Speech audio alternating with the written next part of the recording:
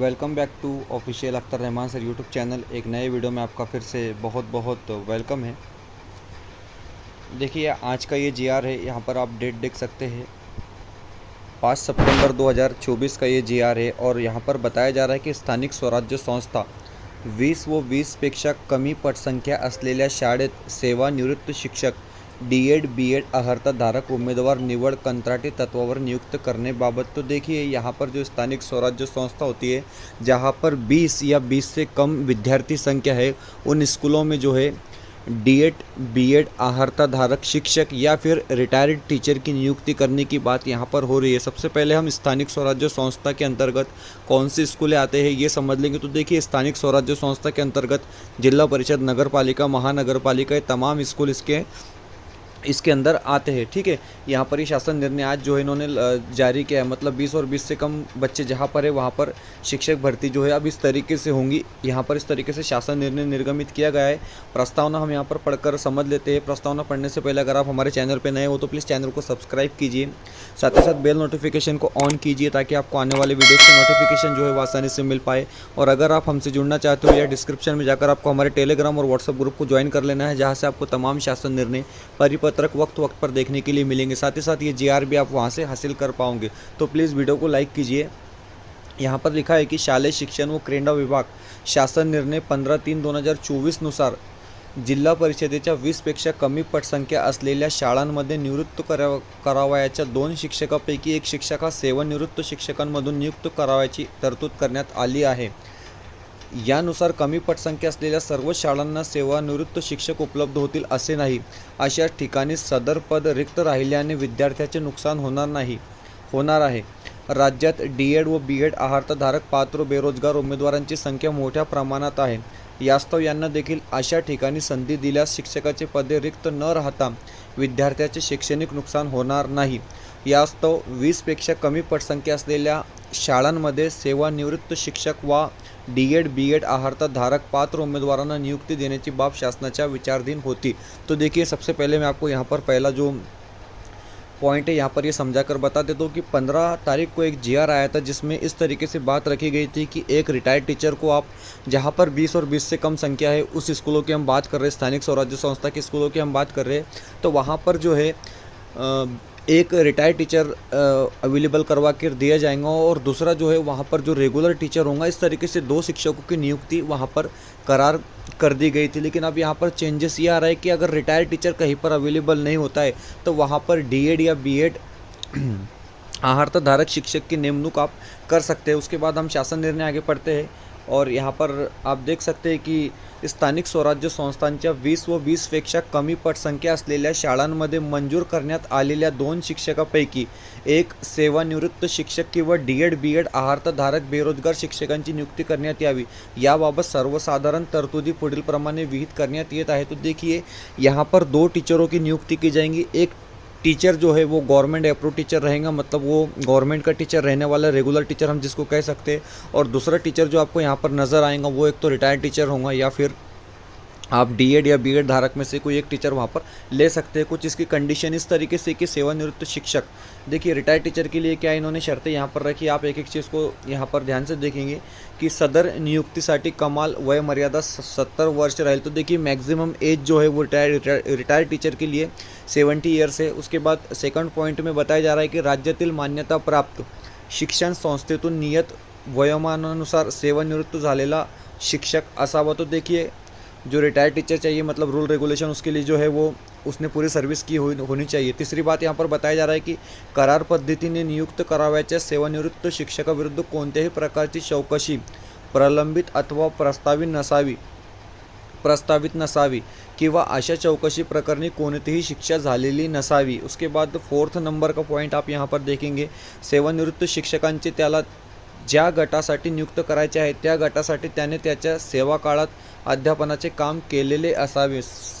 एक एग्जांपल के तौर पर बीएससी बीएड में कोई टीचर रिटायर्ड होता है या फिर बीए बीएड में या एमए बीएड में जो टीचर रिटायर्ड होता है उस तरीके से ही उनको आगे भी सेवा देनी होगी।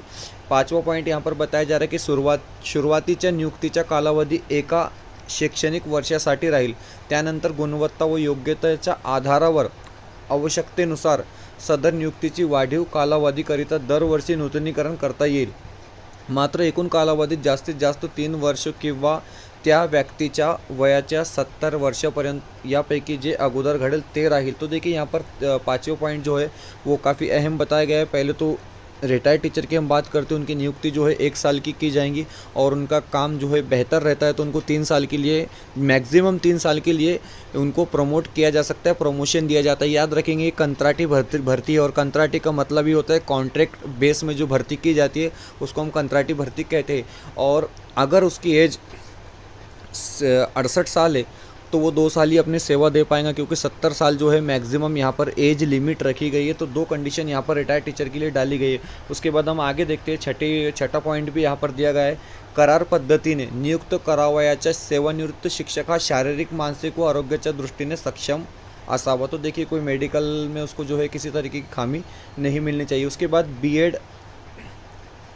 डीएड व बीएड बेरोजगार उम्मीदवार. तो देखिए डीएड और बीएड कैंडिडेट की बात हम यहाँ पर कर लेते हैं. तो सबसे पहला पॉइंट आप यहाँ पर देखेंगे, ये ज़्यादा इंपॉर्टेंट है उन बच्चों के लिए कि जो बेरोजगार है डीएड बीएड करने के बाद. सदर नियुक्तीसाठी शासन नियमानुसार किमान व कमाल वय मर्यादा लागू राहील. तो देखिए वो शासन निर्णय के हिसाब से जो भी आपका एज फैक्टर यहाँ पर भी काम करता है. 2 डीएड व बीएड आहारताधारक बेरोजगार उमेदवारांना करार पद्धतीने कंत्राटी तत्वावर नियुक्ती देण्यात आल्यामुळे संबंधितास शासनाच्या कोणत्याही सर्वगा सेवा समावेशनाचे सामावून घेण्याचे व नियमित सेवेचे इतर कोणतेही लाभ मिलण्याचे अधिकार हक्क नसेल. साफ एक बात यहाँ पर बताई गई है कि अगर आपको हम कॉन्ट्रैक्ट बेस में ले भी लेते हैं, कंत्राटी पद से आपकी भर्ती हम कर भी लेते हैं, तो आप गवर्नमेंट की किसी भी लाभ को, किसी भी वैकेंसी के लिए आप एलिजिबल खुद को नहीं कर पाएंगे, या कोई गवर्नमेंट का आगे का कोई भी लाभ आप नहीं ले पाएंगे. जिस तरीके से अगर समझो कोई काम कर रहा है उसको परमानेंट करने की बात हम करते हैं इस तरीके से. नंबर 3 का पॉइंट यहाँ पर बताया गया है, सुरुवातीला नियुक्तीचा कालावधी एका शैक्षणिक वर्षासाठी असेल. ठीक उसी तरीके से जिस तरीके से रिटायर्ड टीचर को 1 साल का इन्होंने कालावधी यहाँ पर दिया है, परंतु त्यानंतर गुणवत्ता व योग्यतेच्या आधारावर आवश्यकतेनुसार सदर नियुक्तीची वाढीव कालावधीकरिता दरवर्षी नूतनीकरण करता येईल. और अगर ज़रूरत पड़ती है या टीचर अपना बेहतर परफॉर्मेंस देता है तो वो उनका जो कार्यकाल है जो कि पहले 1 साल के लिए रखा गया था उसको धीरे धीरे बढ़ाया जा सकता है. इस तरीके से यहाँ पर बातें बताई गई है. उसके बाद अब को वाला पॉइंट हम यहाँ पर पढ़कर देख लेंगे, जो कि थर्ड पॉइंट है, सर्वसाधारण तरतुदी पुढील प्रमाणे. तो देखिए यहाँ पर अब पेमेंट को लेकर और बाकी चीज़ों को लेकर अहम बातें यहाँ पर बताई गई है. आप हमारे चैनल पर नए हो तो प्लीज़ चैनल को सब्सक्राइब जरूर कीजिए. 1 नंबर का पॉइंट यहाँ पर बताया जा रहा है कि मानधन रुपये 15,000 प्रति माह कोणत्याही इतर लाभा व्यतिरिक्त. तो देखिए आपको मानधन जो है वो 15,000 मिलेगा और उसके अलावा आपको बाकी कोई बेनिफिट जो है वो नहीं मिलेगा. सेकंड पॉइंट यहाँ पर है, एकूण 12 रजा दे, एकूण 10 रजापेक्षा जास्त रजा ह्या विना वेतन असतील. तो देखिए आपको जो सीएल है, मतलब हम जिसको किरकोळ रजा कहते हैं, तो वो 12 आपको सीएल मिलेंगे. उसके बाद अगर 13, 14, 15 या 20 छुट्टी आप लेते हैं तो आपके वेतन में से वो पैसे काट लिए जाएंगे. उसके बाद कोणतीही प्रशासकीय अधिकार नसतील. देखिए कोई भी आपको प्रशासकीय अधिकार का लाभ भी यहाँ पर नहीं मिलेगा. 4 नंबर का पॉइंट बताया जा रहा है कि जिल्हा परिषदेच्या वतीने शिक्षण अधिकारी प्राथमिक यांच्याशी करारनामा स्वाक्षरित करने आवश्यक राहील. और आपको शिक्षण अधिकारी से जो है एक करार, एक डील जो है करनी यहाँ पर होंगी. उसके बाद 5 नंबर का पॉइंट है, बंधपत्र हमीपत्र नियुक्तीच्या कालावधीत करार पद्धतीने शिक्षकीय पदाचे विहित काम पूर्ण करण्याची जबाबदारी संबंधित व्यक्तीची राहील.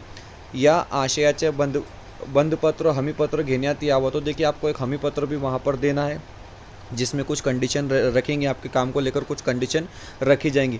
बंधपत्र हमीपत्रामध्ये करार पद्धतीने नियुक्ती देताना शासनाने विहित केलेल्या अटी व शर्ती विभागाने निश्चित केलेल्या अतिरिक्त अटी व शर्ती मान्य असल्याबाबतच्या तसेच करार पद्धतीने नियुक्ती करण्यात आलेल्या व्यक्तीकडून नियमित सेवेत घेण्याबाबत अथवा इतर कोणत्याही हक्काची मागणी करण्यात येणार नाही. व सक्षम प्राधिकारी यांनी विशेष परिस्थितीमध्ये कोणत्याही वेळी करारनाम्यामध्ये उल्लेखित कालावधी संपन्नापूर्वी करार पद्धतीवरील सेवा समाप्त केल्यास त्यास हरकत आक्षेप राहणार नाही याचा देखिल उल्लेख करण्यात यावा. तो देखिए आप जब हमें पत्र बना कर देंगे तो वहाँ पर कुछ कंडीशन इस तरीके से देंगे कि आप जो है सेवा में अपने आप को कायम करने की बात नहीं करेंगे. दूसरी बात, आपका कार्यकाल जब ख़त्म किया जाता है उस वक्त आप किसी तरीके का कोई ऑब्जेक्शन 6वें पॉइंट में 5वें पॉइंट में नहीं लेंगे. उसके बाद हम आगे देखते हैं, थोड़ा जीआर बड़ा है, इसको आप ध्यान से सुनेंगे। 6 नंबर का पॉइंट बताया जा रहा है की अध्यापनाचे तास इतर नियमित शिक्षकाप्रमाणे असतील, मतलब आपका जो अध्यापन का जो स्कूल का जो भी तासिका होंगी, जो भी पीरियड होंगे, 48 पीरियड होते हैं हर हफ्ते में, उसी तरीके से आपको ये पीरियड लेने हैं। प्रत्येक जिल्ह्यासाठी संबंधित शिक्षण अधिकारी, प्राथमिक व मुख्य कार्यकारी अधिकारी, जिल्हा परिषद यांना पात्र व इच्छुक उम्मीदवारांमधून आवेदन पत्र मांगून नियुक्ति आदेश द्यावात।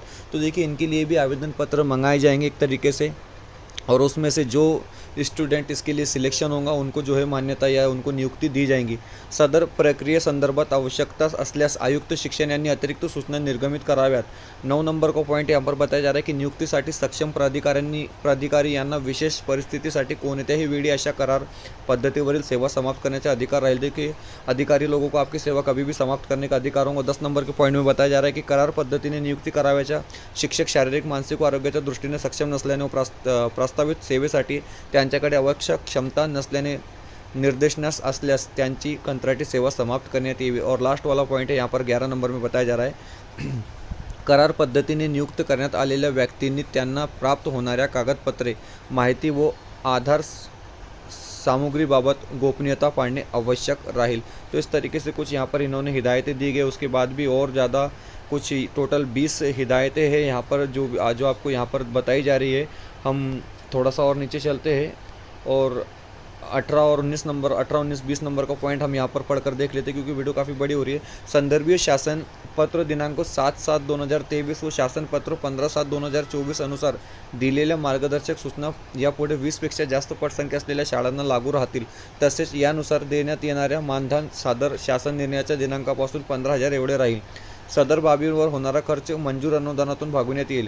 सदर शासन निर्णयातील तरतूद केवळ स्थानिक स्वराज्य संस्थाच्या शाळांना लागू राहतील। तो देखिए लास्ट वाला पॉइंट जो है इंपॉर्टेंट है, ये जो तरतूद है ये सिर्फ और सिर्फ स्थानिक स्वराज्य संस्था के स्कूलों को लागू है, जिसमें मैंने आपको बताया जिला परिषद, नगर पालिका, महानगर पालिका के स्कूल जो है इसके अंदर आते हैं। तो इस तरीके से शिक्षक भर्ती को लेकर एक तरीके से ये जीआर जो है शासन ने आज के दिन निर्गमित किया है। आप इसमें देख सकते हैं कि जहाँ पर 20 और 20 से कम विद्यार्थी संख्या है वहाँ के लिए इन्होंने एक शिक्षक, एक डीएड बीएड शिक्षक की नियुक्ति की है। एक रेगुलर टीचर वहाँ पर पाया जाएगा और साथ ही साथ एक रिटायर्ड टीचर, या तो फिर अगर रिटायर्ड टीचर अवेलेबल नहीं होता है तो डीएड या बीएड धारक में से किसी को वहाँ पर नियुक्त किया जाएगा। इनका जो पेमेंट है वो 15,000 के करीब, मतलब 15,000 इनका पेमेंट होगा। उम्मीद है आपको एक चीज़ बेहतर तरीके से समझ आ गई है।